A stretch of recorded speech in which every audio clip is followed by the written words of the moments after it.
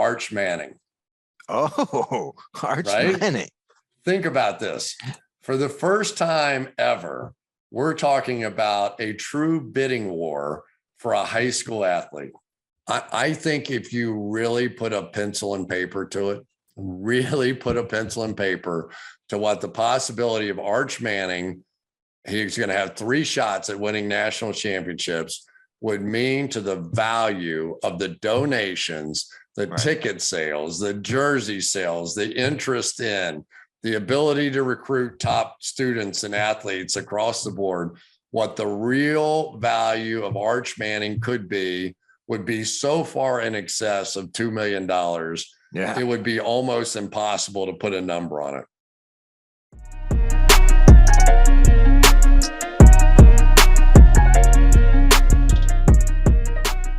All right, welcome into the Cris Collinsworth podcast, coming to you live from Orlando, Florida, as I wait for my 3rd grandchild to be delivered any moment now. So if I dash out of here, you'll know what happened. But joining me today, the world traveler, the man about town, Mr. Sam Monson, who just got back from a 2-week fundraising journey with your dad for Advent Healthcare, I think is what it was for, the charity, raised about $13,000, but had to suffer along the way, as all great fundraisers have to do. You went across the country in a car with no air conditioning. Is that somewhere close? Yeah, pretty much. I mean, technically it had air conditioning, but it was a car from the 1960s, so the air conditioning was terrible. It only blew air at your knees, which didn't do you an awful lot of good in the desert heat. And then B, whatever air conditioning it did have died somewhere along the trip. So quickly it became a reasonably useless AC to being a completely useless AC, which when you hit, the Southeast and Texas, Louisiana, Mississippi, Florida, and it's 90 plus degrees and humidity, that became a bit of a grind after a while. So you even had sweaty kneecaps by the end of this whole thing. Oh yeah, sweaty everything by the end of it. Yeah, that was rough. But yeah, we raised $13,000 more than that now for cancer research. So it was a good trip. Good for you. Now, how did you and your dad get along for the duration of 2 weeks? Were there any moments where you go, oh yeah, now I remember why we don't hang out every day? Well, so that was the other benefit is that, you have to have no AC. So the windows are down the whole time. You're traveling at like 70 miles an hour in an E-type. You can't hear anything, right? So there's not an awful lot of conversation that's happening along the way. The only time it got reasonably stressful was right at the last day, actually. The starter stopped working on the car. So you could only start the car by bump starting it, right? Get it rolling, drop the clutch and fire it up. But of course, anybody of my generation and younger has no idea how to do that because modern cars just start, right? So I'm in the driver's seat and he's getting irate that I have no idea how to bump start this car and getting more and more frustrated at my lack of ability to drive a car from the 1960s. Very good. Well, it sounds like a heck of a trip. We are going to, we were talking about today exactly what we could do. And of course, now I'm already into my reading season where I'm trying to read everything in sight that has anything football related onto it. So I'm trying to do that. And I've been reading some magazines and doing some different things. And I started putting together a list of like the top 10 most interesting people in football this year. All right. You buying this premise? You okay with like this? It. Yeah. Top 10 most interesting people in football.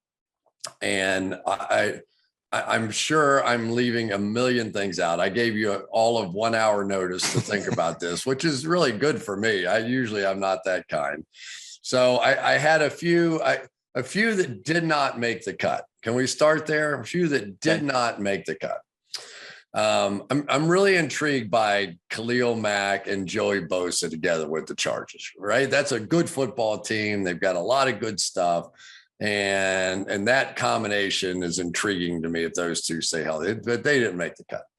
The Raiders, and as a general thing with Josh McDaniels, Devontae Adams, Chandler Jones, what that does to Derek Carr. Interesting, didn't make the cut. Andy Reid, Patrick Mahomes, just now, no Tyreek Hill, and now we're going to Juju and Marquez Valdez-Scantling and Sky Moore. And, that to me, that's intriguing. That conference, that division is the toughest part of maybe of all of football, but it didn't make the cut. Even Tua didn't make the cut. Now, Tua is way up there on the interesting scale. You would agree with that, right? Yeah, definitely. I mean, this is Tua's make or break year. He's front and center all of a sudden. And for the first time, I think there isn't really a massive excuse for him. They've given him receivers to throw to. They've tried to fix the offensive line. They've given him a good offensive system. Now it's all on him. Teron Armstead, Tyreek Hill, Cedric Wilson, Mike McDaniel comes in as the coach, bringing the San Francisco system. But it was, it's still, it's over-discussed at this point, I think, over-discussed. I really wanted to put this one in there, but I thought it was unfair. Bryce Young, CJ Stroud. So much of the NFL this year and last year's draft seemed to be about, there's no quarterbacks that we like this year because we like these guys next year. And those are the two headliners there. And I think they're both good players, but does Bryce Young and CJ Stroud move the needle enough this season to make us go, okay, forget all those NFL quarterbacks out there. We're good because we got these two guys. But that didn't make the cut either. Because it was like, it was an unknown. It didn't make the cut. Pete Carroll, I really wanted to put on the list, right? I mean, 70-year-old rebuilding in Seattle in a very tough division. That had to make the cut. That didn't make the cut. It was close. It's hard to get on your list. Yeah, it's hard to get on my list. That's true. Kyler Murray, Cliff Kingsbury, always, what were they, 7-0 last year, finished 4-6, out of it, and get hammered in the first round of the playoffs. Not quite.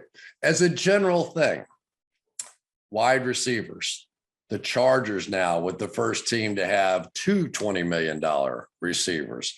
Keenan Allen, Mike Williams, both there. Tyreek Hill making $30 million with Miami. Devontae Adams, $28 million. A.J. Brown, DJ Moore, Stephon Diggs, Amari Cooper, DeAndre Hopkins, the list goes on and on.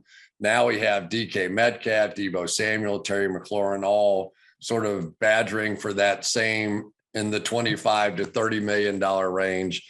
A lot of stuff to talk about that. Very interesting. Didn't quite make the cut. All right. Okay. So now we've got a lot of things that maybe we do part two when we get desperate in the middle of May to do another show. But those are the ones that didn't make the cut.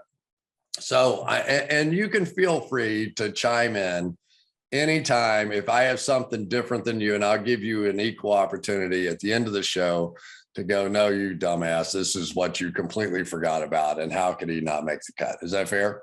Yeah. Okay. Okay, fair. All right. Number 10 on my list. Number 10 on the most interesting things of the 2022 football season. Somehow there's a battle between Carson Wentz and Matt Ryan. I don't know exactly what that means, but in my brain, it feels like some sort of battle between Carson Wentz and Matt Ryan. Matt Ryan, after all these years in Atlanta, he comes over now to Indianapolis because Carson Wentz didn't work out there, had to go. Carson Wentz is going to have another stop. He's going to go to Washington. Now, Washington is going to be playing his old team, Philadelphia, at some point during the course of the season. So as we look at number 10 on our list, Matt Ryan versus Carson Wentz, who's the winner of the battle between those two? Yeah, I think that the Colts managed to upgrade somehow. Now, it's not a long-term upgrade, but for them to get Matt Ryan after rolling the dice that they could patch Carson Wentz back together, and get that earlier Philadelphia version of Carson Wentz. Maybe not the 2017 guy, but when they brought him over, they were talking about 2019 Carson Wentz, and we could just get him back to that kind of level. And it didn't happen. And it felt like that offense last season was running with training wheels on it, so that Carson Wentz just didn't make a mess of it. And even then, there were a couple of games where he did. And then they completely cut bait. They're like, no, this isn't working. We're done. We're getting rid of him. We're moving on after a year. To somehow not just get, pretty decent return back for trading him away, but to then use that and pick up the pieces after the Matt Ryan Atlanta Falcons kind of divorce, I think is really incredible business by the Colts. And I think they've ended up with the better quarterback for 2022. Wentz maybe a better long-term option, if just because I think Matt Ryan is, on the downslope of his career and might not have too much left. But for this year, I think he'll be the better player indoors for them. Here's the thing that struck me about Wentz last year.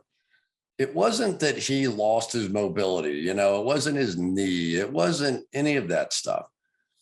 He just had the ability to miss wide open guys that they schemed open. I mean, guys that were just running free down the field. And as I look at him, there's something weird about his motion. And I think that more and more of these quarterback gurus are teaching this sort of, and I'm going to have to back up to show it here a little bit, but teaching this flip the ball upside down and away from your body to come back and throw. Now, inherently, that doesn't make any sense to me. You never saw Dan Marino do that. You never saw Joe Montana do that. You never saw Johnny Unitas do that. Nobody flipped the ball upside down and came whipping around. And why does it make a difference to me? Well, one, I think it takes longer. Two, I think the ball security is in real jeopardy when that ball is flipped upside down. Now you just have to smack the top of the hand or the arm or whatever, and that thing's gone. Three, so if you're going up and out to throw, right? That you've got that other hand on that ball for the longest period of time. And so what are all these young quarterbacks doing? Whether it's, Daniel Jones and Carson Wentz, they're leaving the ball on the ground in the pocket more and more and more. You probably can come up with 5 examples of what I'm talking about. But I just wonder now, is the era of the quarterback gurus, are we trying to reinvent a wheel that doesn't need to be reinvented?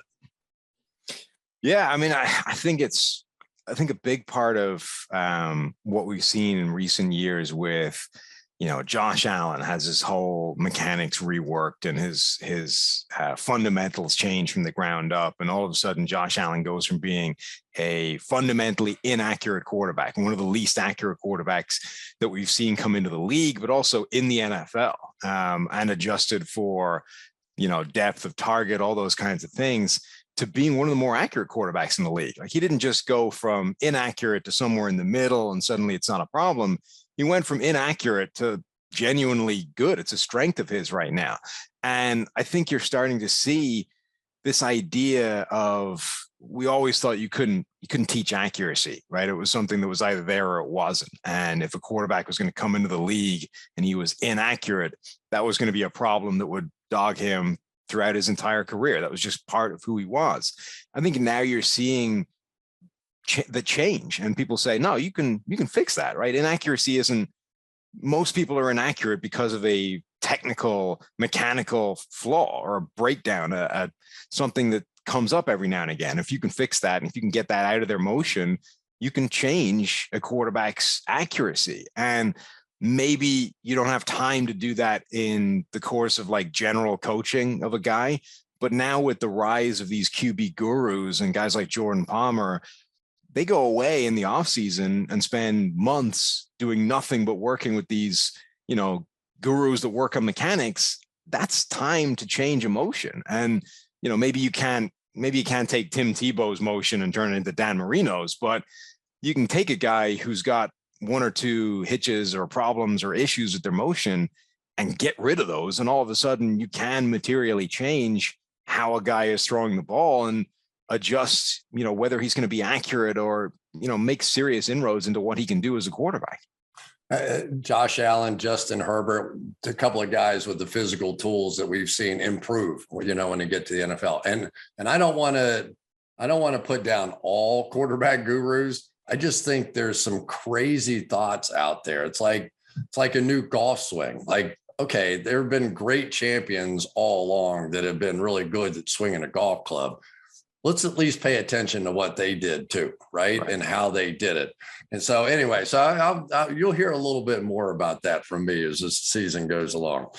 Number 9 on my list, that's number 10. Number 9 on my list, and I really didn't want to put Tom Brady on the list because that's just boring.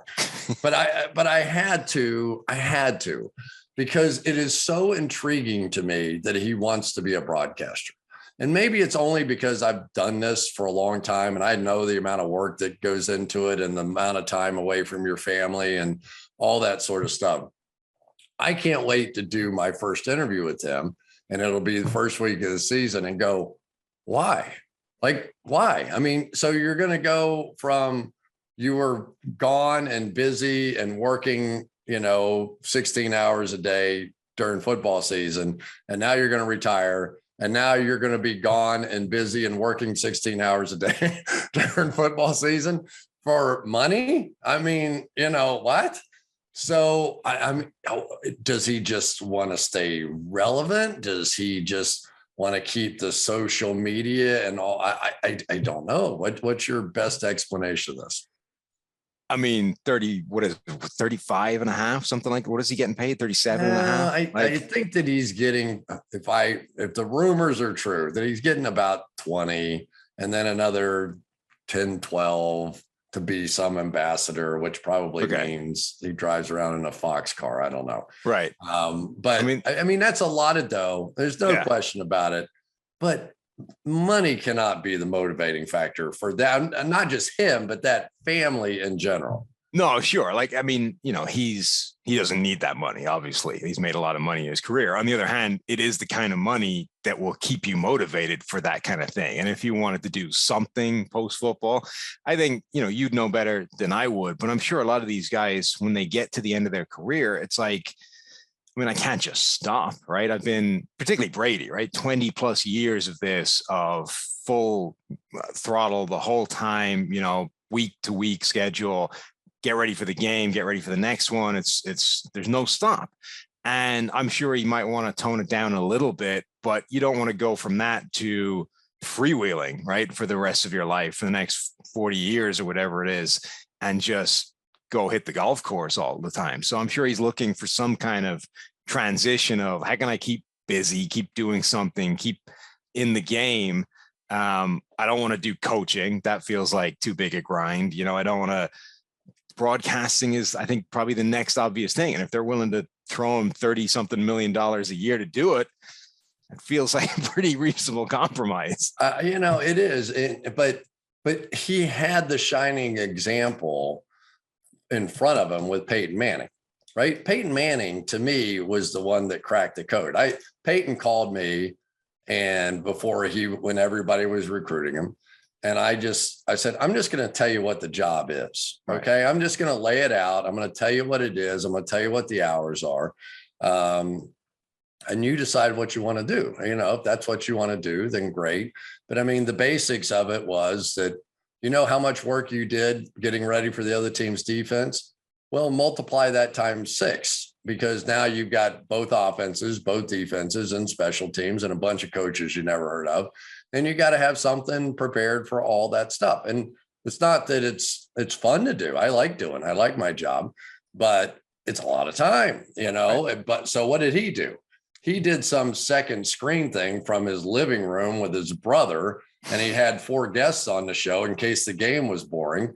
And it became a little bit of a sensation, right? And they only did whatever, 8, 9, 10 weeks, something like that. I go, you're a genius. You are a genius. He cracked the code. And then Tom didn't do that, because in reality, do the game announcers move the needle that much? Or would a second screen broadcast be more valuable to your particular network? Because now you're basically doubling down in some way on revenue generation, whereas any broadcaster doesn't really create new revenue during the actual broadcast. I don't think. Maybe John Madden. I don't know. Yeah. I mean, I think that whole world is fascinating right now with the money that's flying around for all these guys. You know, Troy Aikman, Joe Buck getting brought over to Amazon, the Drew Brees thing, the amount of money he was given right up front to come and be that guy, Tom Brady's thing. All of a sudden, it's broadcasters are acting like those guys generate a ton of money for the broadcast or for something. And it's coming without necessarily knowing if those guys are going to be good at the job, going to be able to put in the grind, going to be able to know everything about everything once they're in front of a microphone. Yeah, I guess it is the unknown part of that, right? It's, do we see, is Tom Brady going to be great like he has been at everything so far? Or is this the one that he falls off the high wire? Because it's a high wire act. Believe me, I go into every broadcast. Nobody in the world is speaking on live television for 3 hours every week without saying something stupid, whether you're the president of the United States or the Pope or anything else. That's why they all have press people, and they put together crafted messages, and they put it out there in a form that is perfect. And that's Tom's world. That's been his world. That ain't what he's getting into, man. It's like, it's just, I can't wait to watch it. I know he'll be great. I know it's going to be interesting. You're going to hear things that you haven't heard, you know. I mean, who wouldn't want to hear, okay, Tom Brady's at the line of scrimmage. What was he seeing, right? What should that quarterback have been seeing on that particular play? It's going to be great, but it's the work, you know, he's going to be working at it. So moving on to number 8 on my list, but I can't wait to talk to Brady about that one. Number 8, Ezekiel Elliott. If I'm not mistaken, I think this is the final year of guaranteed money for him. And so now we're already beginning to hear stories of Tony Pollard in this expanded role, right? With Dallas, they're playing him in the slot. They're playing him. They're going to use him as a receiver, as a running back, as all these different things. I think everybody at PFF would basically agree that he got overpaid for the running back position. It's not that valuable. We value offensive line over running backs. We think you can plug and play. But over the last 2 years, Ezekiel Elliott has averaged 62 yards rushing a game, 4.2 yards per carry. Tony Pollard over the last 2 years, 5.5 yards per carry, second best in the NFL. So Ezekiel Elliott now goes into this season really with something to prove. I mean, and that is a heavy burden depending on what they're going to, Mike McCarthy and that offense allows them to do this year. Yeah, and Tony Pollard hasn't just sort of outperformed him in those box score numbers, but when you start looking at things like yards after contact and broken tackle rate, like Pollard isn't just beating Zeke, but his numbers have been right up there with guys like Derrick Henry and Nick Chubb for the very best in the NFL in those categories. And obviously, he's got a lower sample size to work with. It's probably easier to have higher figures when you don't have the kind of workload that those guys have. But his workload is in that category of like, we have to give this guy more carries, right? When you're performing that well in any normal situation, that guy would have like earned himself significantly more carries, more touches, a bigger role. He'd be the starter, but he can't be the starter in Dallas because they gave Zeke Elliott the giant contract, and you can't kind of back away from that and have like the only thing worse than Zeke Elliott on Zeke Elliott's contract and underperforming is Zeke Elliott on the bench on Zeke Elliott's contract and underperforming.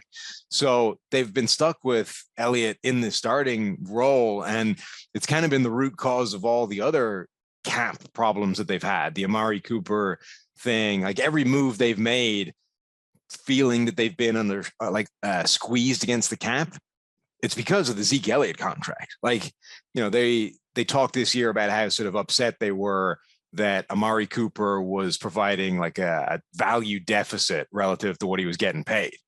I mean, sure, but not nearly as much of a value deficit as the Zeke Elliott thing, but you can't get rid of him because you still have another year of guaranteed money. So yeah, it's another year, I think, where it's going to be fascinating to see how they play that dynamic. if Pollard continues to outperform him, like at some point, that's a move they have to make. It's so interesting when you go back and you start looking at the numbers. The Dallas Cowboys had the number one offense in football last year. I mean, it's like, who thinks in terms of that with the Dallas Cowboys, especially the way it ended against San Francisco and that whole thing. But I mean, you're right. I mean, if you could pick and choose which $20 million contract you would have kept, it would have been Amari, right? But no, that's not going to be the way that it goes. Speaking of that situation, Trey Lance in San Francisco comes in as number 6 on my list. This is one of those situations where they spent so much draft capital to move up and take a guy that had 2 games last year, basically 1 game the year before at North Dakota State. And they are betting the farm that he's going to be able to come in there and add one component part that has been missing. And that's the run ability from the quarterback position. As great as they do those outside zones, inside zones, bootlegs off of it, play action off of it, Jimmy Garoppolo never really was a running type threat. And if Trey Lance can show that he can do that, then that's certainly going to be an exciting part of it. If he cannot accomplish that, and Jimmy Garoppolo is traded or not traded in a worst case scenario where that salary gets stuck there, this is a really good football team that was one dropped interception away from going to another Super Bowl last year that could be in trouble this year. Yeah, the Trey Lance thing is really interesting. If you sort of rewind 12 months, that idea is still there of Trey Lance plus Kyle Shanahan and everything he's been able to do with this offense should equal something special. And, remember, Kyle Shanahan, you go back far enough, you're dealing with RG3 in Washington, all the things that offense was able to do. He's had like a decade almost to sit there and think about what he could do with a running threat of a quarterback, a guy that can do all the stuff in terms of play action off the back of that wide zone game, but also the way the game has gone and kind of connected the run game and the pass game in a way they never really were before. The game is sort of headed in that direction anyway. He's been at the forefront of it, and Trey Lance potentially gives him the ability to do something new, unique, something that doesn't exist anywhere else in the NFL. That should be so exciting. But it's really curious to me how they've treated that since drafting him. He didn't really play much year one. Obviously, Jimmy Garoppolo kind of stayed more or less healthy, but they didn't even really have like a package for him that I would have expected, something that they'd kind of been working on and just a way of getting him on the field and starting that process of integrating him into that offense. That never showed up at all. And now I'd be interested, like, what's your read on it? The kind of feel you get from the 49ers is not one of like over effusive praise for Trey Lance. And we love this guy. We're 100% sure he's the future. We're just waiting for the right trade for Jimmy Garoppolo, but this is Trey Lance's team. We're so excited. It's like, yeah, I mean, he's the quarterback. We'll go to Trey Lance if and when, but right now you don't seem to get the feeling that they're absolutely in love with this as an idea. I don't think they know yet. I mean, he played against Arizona. He ran it 16 times, got hurt, sort of the worst case scenario for that. He played again in the last game against Houston, I think it was, at the end of the year, threw for about 250 yards in that one. But I think there's so much unknown. You get the upside of what he can do running the football, but you also get the downside of the unknown. The one thing that Garoppolo could do was play action and make an accurate throw to a backside slant or a hook or something, a seam or something that fit within that offense. So you're going to run it great. You're going to go hard play action off of it. You're going to go bootleg off of it and create some easier type of throws. And you would assume any quarterback could make those throws. But Garoppolo, the one thing that he does have, he has a quick release. He has an understanding and a lot of years in the league to know what he's seeing and why he shouldn't make that quick throw backside or whatever the case may be. And I think it'll be a full year of an experiment with Trey Lance, and I'm not sure what they'll get out of it. He could be great. He may go back to RG3's rookie year. Who knows what this could end up looking like in this offense. But this one is really this has a really good football team on the brink of going one way or another, which I don't think they quite envisioned it that way when they made this deal. Number 6 on my list, Russell Wilson. Yeah. And I'm already starting to read some stories. I know Nathaniel Hackett pretty well. And there's all these stories, and Nathaniel can handle just about anything, right? But I don't know that there is a quarterback playing today that has all the stuff going on that Russell Wilson has on. We were at 2 broadcasts of 2 different games this year. And one of them, Russell wasn't in the game that we were doing, but he was on in the city. I think we were in Baltimore and he was playing Washington, something like that, or vice versa. And 2 weeks in a row, I saw Russell's private jet, which is a hell of a jet, out on the runway. And I wouldn't have recognized it except Jack, my son. He knew what it was. And so there's this entourage. He's got not just the quarterback, he's an entrepreneur, he's a social media megastar. He has a wife who's a singing megastar, internationally known. This is a corporation that is playing quarterback now for the Denver Broncos. And it's nothing wrong with that. I think that Russell Wilson has the kind of energy that allows him to do all those types of things. But if you're Nathaniel Hackett and you're looking for an old school traditional way of playing the quarterback position, especially now with a new ownership group and this Walton Penner group that's coming in there and paid $4.6 billion, this is a new day in playing football and playing quarterback. And you're going to have to be able to incorporate and make allowances for him for what he does with a lifestyle playing that position.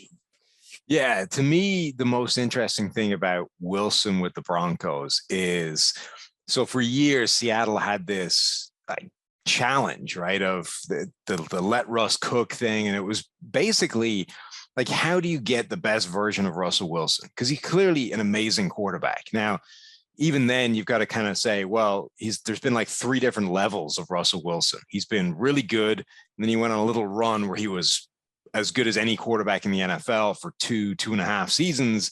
And then he kind of fell back down to earth a little bit. And we didn't see the best of him towards the end in Seattle.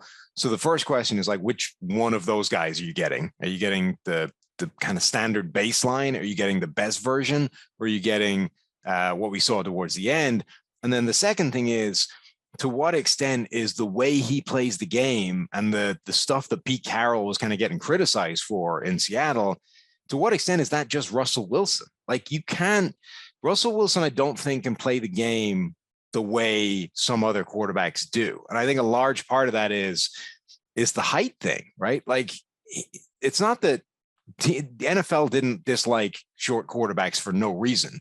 They disliked short quarterbacks because it caused problems with them seeing the middle of the field and, hitting those rhythm kind of plays over the middle and all that kind of stuff. And it's not that that's necessarily a terminal problem for a quarterback, but it means if you're not going to do that really well, you need to do something else really well. And Russell Wilson does. He's figured out that if he can run around in the pocket and extend plays and back up a lot of the times out of the pocket instead of around the back, he'll engineer something different. And he'll engineer one of those deep balls downfield to Tyler Lockett or DK Metcalf or, now Cortland Sutton or Jerry Jeudy.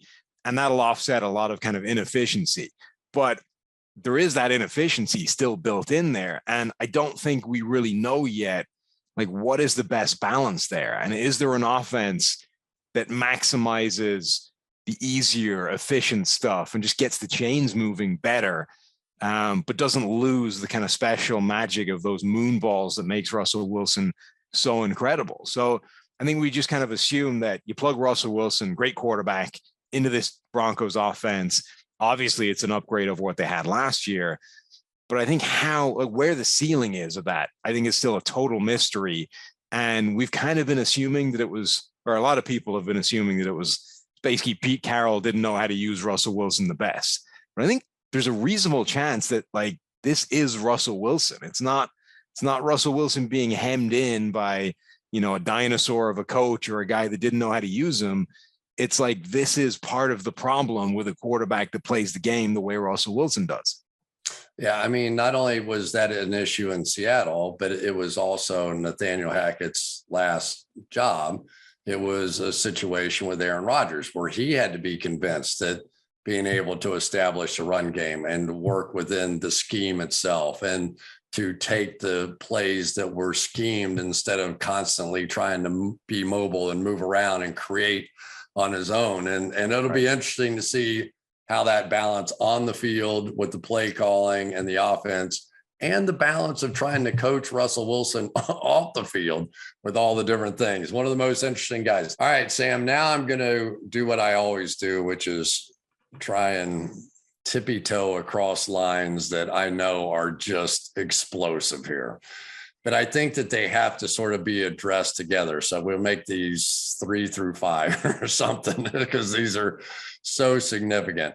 I can't remember a year in which there are more sort of hanging issues over the NFL quite like this year at the beginning of the year. And you just go down the list here. You've got John Gruden and the lawsuit that's happening with him. You have Deshaun Watson and all the civil lawsuits that are circling around him at this point. Brian Flores brought a lawsuit against the National Football League with what has been happening with minority coaches in the NFL. And even Dan Snyder in the news with controversy with his ownership and, what he's been accused of over the past year. That's a lot. That's a lot of stuff to be thinking about that has nothing to do really with the game of football that is going to be very front and center for this entire 2022 season. Yeah. And so you just want me to we're wrapping it up, right? We're not going straight into the conversation. We're chopping that from the last one. Yeah. I mean, if you want to make a line about, no thanks, I'm not dressing it, or any of those kinds of, whatever you would do. It's less important, honestly, that you don't, it's more important that I don't completely trip over. I don't want to take down the entire company with one podcast. Those 650 people listening. Yeah, I mean, I think those are definitely 3 of the most interesting aspects of this entire upcoming NFL season. But the less either of us talks about them, the better in terms of, maintaining a podcast or maintaining employment or maintaining not being sued. Our life, in general, as we know it. Yeah. God, there's so much there with all those situations. It's unfortunate, but I also feel like there might be some real good that comes out of it. I mean, if we get some issues put on the table that we can all dissect and examine and hopefully discuss without people getting canceled just for trying to discuss them, maybe we'll all be better off for it. Number 2 on my list, and maybe this is a little too high based on what we've just been talking about, but Sean Payton, to me, is a very interesting person because you have hanging over him the whole concept that he retired or stepped down thinking he was going to get to coach Tom Brady in Miami and either a $4 or $5 million or 4 or 5 year contract for $100 million. So either 20 or 25 million per year to go in and be the coach there, is still, I guess, in the mix for some broadcasting jobs in and around. But you also know of all the rumors for Mike McCarthy that if it doesn't work out in Dallas, is he next in line? He was very popular with Jerry Jones there in that situation. So it's amazing a guy who is utterly out of the NFL lands high on my list of the most interesting people in the NFL for this season. This feels a little bit like, you remember the start, you were wondering like, what's the motivation for Tom Brady to go into broadcasting after he leaves football? I don't quite understand the motivation for Sean Payton to not want to coach the New Orleans Saints, to whether it's Miami with Tom Brady, whether it's Dallas and Dak Prescott. I guess I understand that, he was hitched to Drew Brees for the majority of his career, and that was incredibly successful. And not having Drew Brees is obviously a major issue in terms of his coaching future with New Orleans. But it kind of feels like he's not going to get it much better than that, right? In sort of institutional legend, franchise hero, relatively unimpeachable legacy, you would think. Even without Drew Brees, he was able to win games with Teddy Bridgewater or Jameis Winston or whoever it was. I just don't quite get the motivation to be so interested by one of these other deals. And like the Miami one would have been a pretty short-term gig, right? Assuming Tom Brady is not completely robotic and able to play till he's 55. Like, I just don't see what's so great about those in terms of his opportunity and him trading in New Orleans for it. Maybe, and I have no idea, I have no insider information on this. Maybe he was trying to force the trade. So in other words, if Miami had come to him and said, listen, we want to trade for Sean Payton, Saints would have said, get out of here. What are you talking about? If he's retired, even though he's still under contract with you, right, and he's not going to coach your football team, does that somehow create more incentive to make that trade with Miami because you're not going to get him? So you might as well get something for him. Yeah, to me, from Sean Payton's point of view, I'm just not sure what's so great about the Miami coaching gig, even if it's coaching Tom Brady for a year or two, and even the Dallas one. The Dallas one is a little bit more understandable just because of what an crazy market that is, and America's team and all that kind of stuff. But still, it feels like Sean Payton had it pretty good in New Orleans.